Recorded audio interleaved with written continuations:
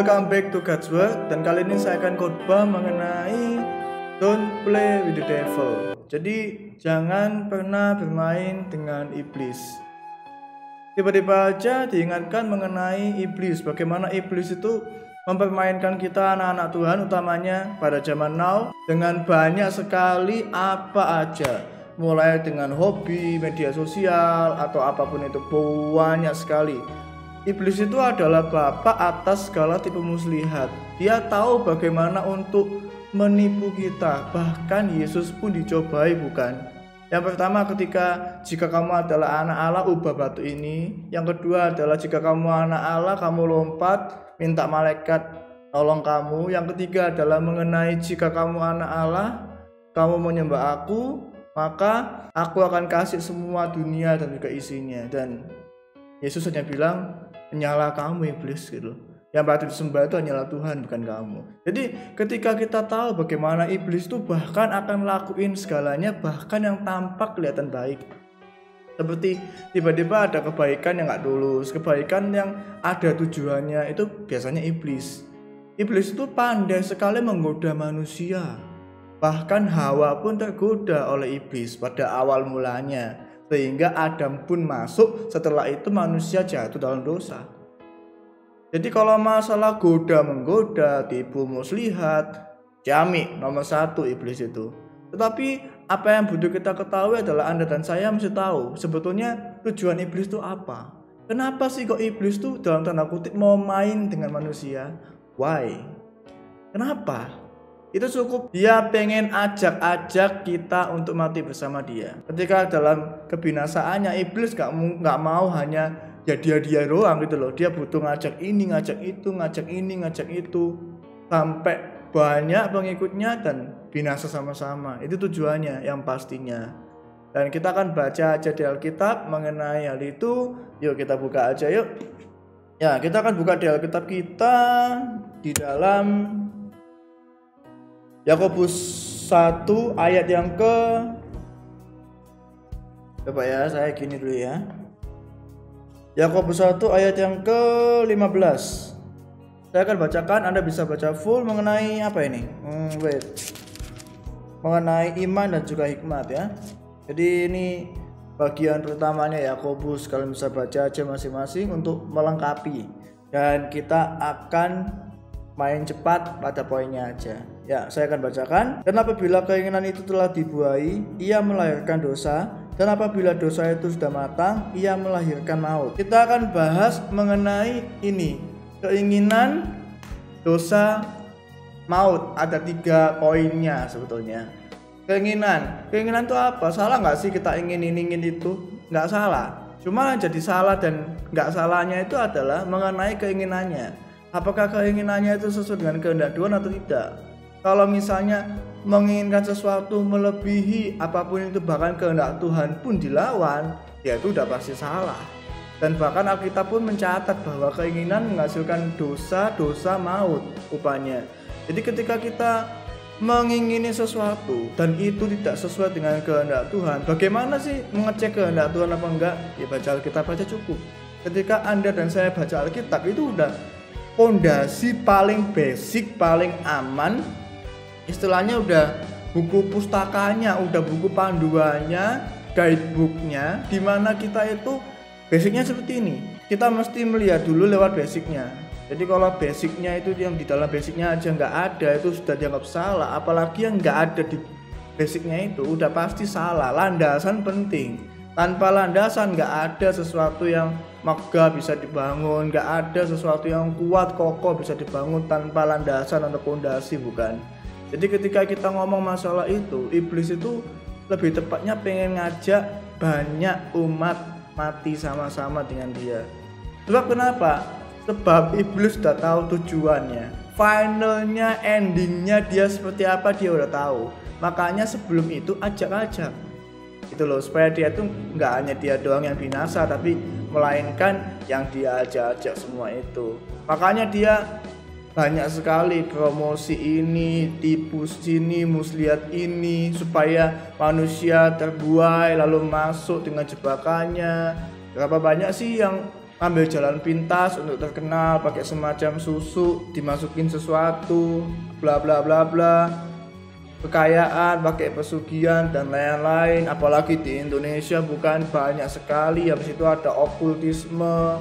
Jadi kayak sebuah adat atau sebuah kebiasaan atau sebuah perjanjian dengan iblis, okultisme. Jadi ketika untuk mendapatkan ujungnya cuma satu, keinginan. Ingin dikenal, ingin dipandang, ingin kaya, ingin bla bla bla bla bla, tapi jalannya pintas, iblis bisa kasih. Apakah yang dikasih iblis itu tulus? Enggak. Ketika misalnya ada yang minta kesembuhan lewat dukun, lewat mana gitu, dia sakit apa, sembuh. Sebetulnya itu bukan sembuh, tapi penyakitmu dipindahkan ke tempat lain. Nah, ingat, iblis itu enggak mau take it free. Dia itu enggak mau yang gratisan. Jadi ketika seolah-olah kamu sembuh, iblis itu akan minta lagi tagihannya plus bunga-bunganya. Jadi ketika kamu disembuhkan oleh bantuan iblis, bisa jadi anak atau cucumu akan mengalami masalah yang lain, cacat, atau malah yang lain-lain, ada penyakit yang aneh-aneh gitu loh. Malah kecanduan sini-situ, dia nggak bisa lepas lewat iblis, dia dikekang, dibelenggu, dan banyak macamnya itu. Kalau dijelasin sih nggak ada yang pasti ya, soalnya bagaimana iblis itu kayak dia itu mengambil celah-celah sempit. Kita anak Tuhan aja bisa kena kok, apalagi yang bukan anak Tuhan, yang nggak mengenal Tuhan lebih banyak lagi yang kena. Jadi kayak ada celah sempit gitu aja dimanfaatin, iblis masuk, selesai gitu. Cuma jadi masalah adalah kalau dia bukan anak Tuhan, dia nggak bisa kembali lagi ke Tuhan. Jadi ketika kita dijatuhin sama iblis, jadi kayak kena masalah apa, kena kecanduan apa gitu ya, akan ada mindset gimana, ya sudahlah ya, aku udah jatuh, aku udah seperti ini, aku lanjut sekalian. Awalnya adalah kecanduan narkoba, lama-lama jadi penjualnya, dia yang ngasih promosi ke temen-temen, ini ada obat bagus gini, temennya kecanduan bla bla bla bla bla. Tapi kalau Anda punya Tuhan, Anda punya tempat untuk kembali. Ada satu mindset di mana yang namanya hope. Jadi Anda masih ada suatu kesempatan, dalam hati Anda ada mindset seperti ini. Oke, aku salah, aku bangkit lagi, aku akan balik ke Tuhan. Sama seperti bapak yang menunggu si bungsu, bukan? Jadi ketika si sulung dan si bungsu pergi beserta dengan peninggalan atau kekayaan yang dibawa, hilang semuanya, habis, dia habiskan untuk dunia ini. Ketika dia pulang dengan banyak sekali noda dan lain-lain, ayahnya buka tangan, "Nak, welcome home, selamat kembali, Papa kangen sama kamu." Simple gitu doang. Dan ketika kita tahu bahwa iblis itu pengen itu, ya kita mestinya jangan mengingini atau mengikuti apa yang dimauin oleh iblis. Cuman manusia itu lemah gitu, daging itu lemah. Jadi ketika kita punya mental tapi kesempatan datang, bisa jadi kena juga. Makanya kita butuh yang namanya proteksi iman. Jadi kita butuh suatu keimanan, kita bersekutu dengan Tuhan dengan sengaja, bukan nggak sengaja ya, dengan sengaja menghubungi Tuhan day by day, setiap saat berdoa, memuji Tuhan dan juga segalanya. Jadi kalau kita ada apa-apa, paling nggak ada dinding yang paling enggak akan membuat kalian, aduh ini kayaknya salah deh. Itu doang, ada feeling kayak ini kayaknya salah deh. Aku mesti lakuin ini enggak ya? Kok kayaknya kok enggak nyaman ya di hatiku. Ada kayak dinding-dinding simple seperti itu. Yang biasanya by feeling, ada kayak perasaan yang seperti itu, kayak enggak enak, was-was gitu. Dan perasaan yang enggak was-was itu akan seperti bel yang kayak ya ada lonceng yang ting ting ting. Jadi kayak ada lonceng-lonceng kecil yang dia itu akan menimbulkan sesuatu kayak ini kenapa ya, kok ada nggak enak ya, kok agak nggak nyaman gitu. Nah kalau misalnya kita nggak punya persekutuan yang baik dengan Tuhan, itu biasanya ya udahlah, salah nggak salah tebas aja, nggak masalah, hidup cuma sekali gitu, YOLO. Jadi ketika kita tahu itu semua, mestinya kita tahu gitu loh. Sejak awal tuh banyak kok. Saya yakin Anda dan saya itu banyak yang tahu tujuan iblis itu apa. Cuman gamblangnya tahu, tapi menolaknya kadang nggak bisa. Lah kalau misalnya menolak itu gampang, Hawa nggak mungkin lah makan buah yang ada di pohon Eden yang bagian tengah itu. Buah pengetahuan baik dan jahat itu. Kalau misalnya itu mudah, ya kelihatannya buahnya enak, tampaknya manis. Kalau dimakan akan seperti Tuhan, bisa bedain yang ini dan ini.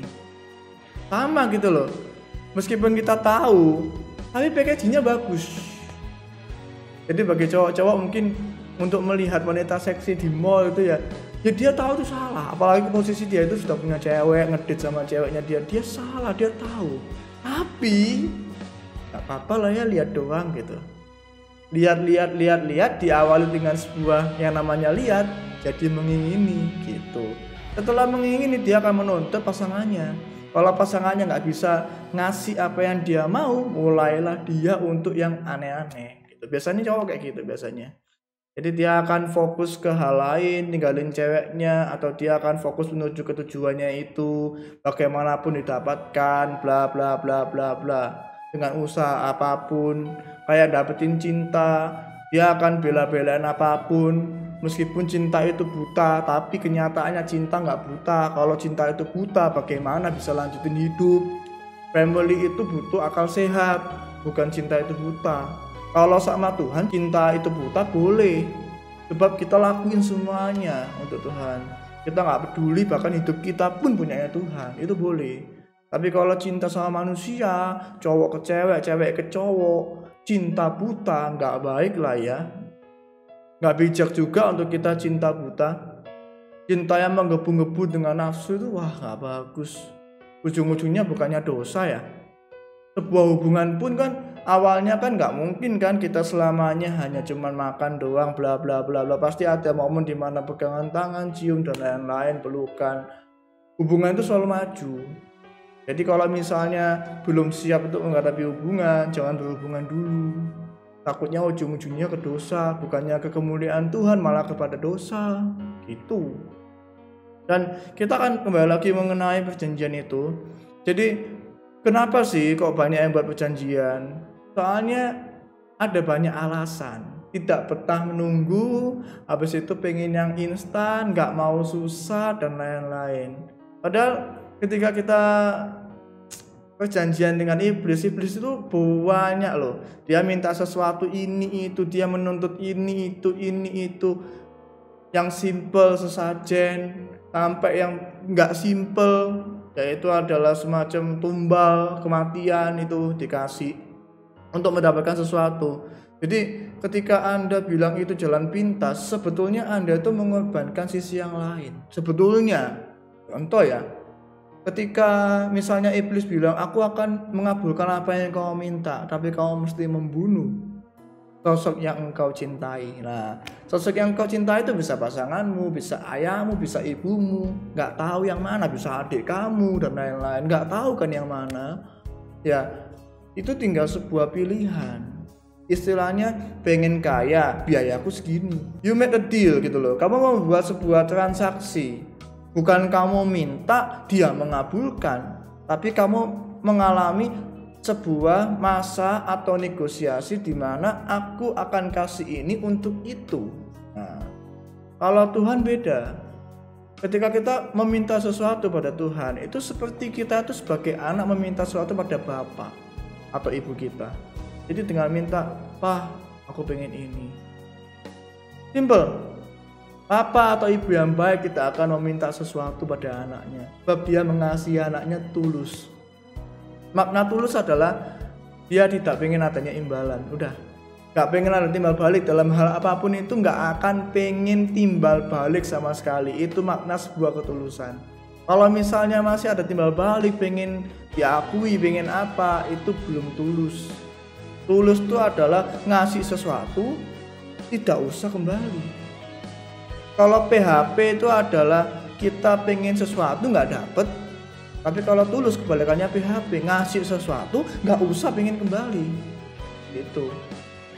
Jadi saya pun ketika zaman dulu ketika ada temen nggak bisa makan gitu, saya kasih makan gitu ya misalnya ya, saya nggak pengen suatu saat dia balas budi kayak, oh ini pembalasan waktu itu loh, aku ngasih itu tulus gitu loh, aku nggak pengen oh aku kasih makan dia supaya dia punya jasa sama aku, timbal balik balas budi lalu dia akan balas aku suatu saat. Enggak kayak gitu loh. Kasih itu tulus. Jadi ketika kita mengasihi siapa itu, dalam Tuhan nggak dalam Tuhan, ya semualah. Kasih itu nggak bisa beda-bedain, kita nggak bisa beda-bedain ya kamu dalam Tuhan belum, kamu enggak ya nggak usah ya gitu, nggak seperti itu mainnya. Kasih itu tulus, semua sama. Cuman kasih itu memilih. Sebab kalau ada yang bilang kok pilih kasih, yes, kasih itu memilih. Kita nggak bisa mengasihi 2, 3, 4, 5 sosok bersamaan, nggak bisa. Apalagi sampai kebagi 5 itu masing-masing 20%, nggak mungkin. Udahlah, manusia itu terbatas, hanya Tuhan yang bisa. Manusia itu pasti akan memilih kasihnya. Jadi kalau dibilang nanti saya punya pasangan pun, punya anak, saya akan bilang bahwa ya aku lebih mengasihi ibumu gitu. Mau nggak mau aku pasti akan mencintai pasanganku ketimbang anak-anakku. Soalnya celakalah bagi yang nggak bisa membagi kasihnya dengan baik. Yang pertama adalah Tuhan, kalau posisi menikah. Kedua adalah pasanganmu. 3 itu hal-hal yang lain, jadi anak-anak, kalau punya anak. Habis itu family, ayah ibu, mertua gitu. Kemudian ke bla bla bla bla, semacam lingkup kecil ke lingkup yang lebih luas gitu. Itu namanya mengelola kasih, tapi kita nggak akan bahas di sini. Tapi entah kenapa diingetin doang gitu, ada hubungannya di depan. Dan di sini ketika kita tahu iblis itu pasti seperti itu, iblis itu akan menghalalkan segala tipu muslihat seperti yang saya bilang. Bahkan tujuan dia itu adalah memusnahkan. Iblis itu akan steal, kill, and destroy. Dia akan mengambil sesuatu paling enggak minim. Kalau dia nggak bisa memusnahkan kamu, nggak bisa bunuh kamu, dia pasti akan ambil sesuatu. Bunuh dan memusnahkan beda. Ketika kita dibunuh oleh iblis, jasad kita yang mati, tubuh kita yang mati, jiwa kita masih dalam tawanan. Nah, ketika pembinasaan, jiwa itu akan binasa, dimusnahkan. Tapi kalau paling enggak dia nggak bisa membunuh kamu, dia pasti akan mengambil sesuatu, hal yang kamu sukai, habis itu sukacita kamu, habis itu kesenangan kamu, damai kamu, dan sebagainya. Akan ada 1-2 hal akan diambil, sehingga kamu akan mengalami down, menyesal, dan lain-lain. Maka segala hal yang sikap negatif itu pasti bukan sifatnya Tuhan. Jadi kayak pendiam sekali, kayak mengasihani terlalu pada hidup masing-masing, habis itu kayak nggak peduli dengan yang lain, atau egois, atau individualis, atau penakut, atau bla bla bla, banyak sekali. Pokoknya segala sifat yang negatif umumnya itu bukan sifat yang asalnya Tuhan. Umumnya, meskipun saya tahu bahwa manusia itu punya banyak sifat, ada psikologinya masing-masing, yes, tapi psikologi itu bisa berubah gitu loh. Bahkan anak paling pendiam, saya pun pada saat itu kalau nggak penting nggak ngomong gitu loh. Tapi begitu ikut Tuhan jadi bawel. Nggak tahu kenapa loh, nggak tahu. Saya itu termasuk yang diubahkan. Jadi kalau kalian mau ngeyel kayak gimana, it's okay, nggak apa-apa. Tapi saya itu salah satunya. Saya itu dulu waktu SMP SMA itu ya, wali kelas ngomong ke nenek saya ketika ambil nilai, cucunya loh bu, ini apa, diam sekali, saya pengen tahu kalau dia ngomong bla bla bla bla bla. Aku itu bukan tipe yang bawel gitu loh. Jadi ketika aku tahu aku bukan tipe yang bawel, ikut Tuhan itu mengubah segalanya. Dan saya pun juga bukan tipe yang fasih dalam berkata-kata gitu loh.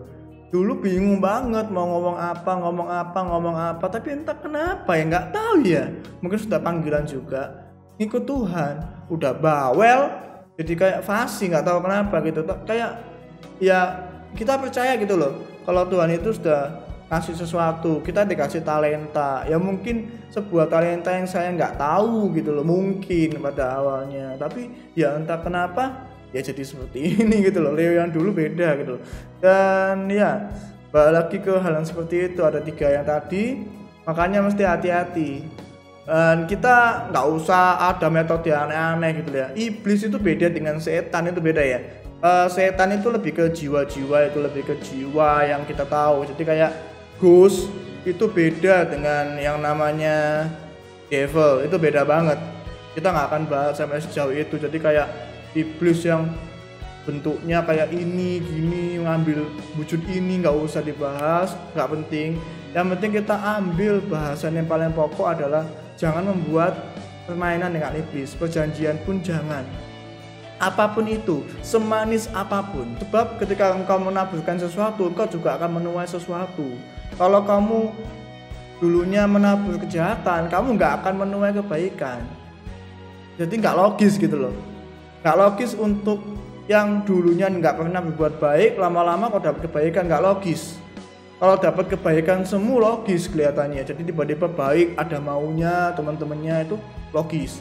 Tapi ketika nggak ada yang seperti itu, tiba-tiba dapat kebaikan tulus, kadang-kadang nggak logis. Kadang-kadang ya. Cuman Tuhan kan nggak memandang semuanya, tapi kadang-kadang umumnya nggak logis. Jadi umumnya itu adalah bagaimana kamu menabur kebaikan, engkau juga akan menuai suatu kebaikan. Bisa lewat apapun itu, bisa lewat yang kita kenal atau Tuhan langsung, berkat, pekerjaan, pasangan, atau lewat sosok yang kita nggak kenal gitu. Tahu-tahu di jalan dibantuin aja, tahu-tahu kok ada yang baik sama kita. Jadi Tuhan itu kalau dia nggak bisa ngasih bantuan lewat manusia yang baik, dia akan kasih bantuan lewat manusia yang jahat sekalipun untuk membantu kita kembali ke dia. Itu. Jadi jangan pernah menyesal dalam kehidupan ini, dan jangan pernah untuk percaya dengan iblis, sebab iblis itu kejam. Iblis itu tidak akan mau yang namanya ngasih sesuatu gratisan buat kamu. Iblis akan meminta bill plus juga bunga-bunganya ya. Jadi jangan sampai tertipu. Kita anak Tuhan, mestinya kita menang atas iblis. Kita dikasih kuasa sama Tuhan soalnya kok. Wah, udah 20 menitan. Cepet ya, kayak ngomong kayak gini cepet sebetulnya.